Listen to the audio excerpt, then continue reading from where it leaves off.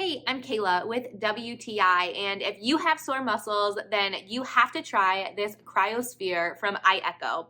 Now, what is this amazing tool right here that I have? It combines ice therapy and a massage roller all in one and is the perfect solution for me for my sore muscles. For me personally, I like to use this as ice therapy. So I put this in the freezer. I let it get really nice and super cold. And sure, it might shock me a little bit when it touches my muscles at first, but then it really kicks in and helps to soothe them. You can also use this as a warm solution too. So if that's something that you prefer, it's really nice to have the option to use it either as cold or as warm. The ball in the middle rolls so smoothly that I feel that you can apply whichever pressure you need and feel that smooth glide along any of your muscles. Just rolling it along whichever area is giving me the trouble and just to help loosen up my muscles.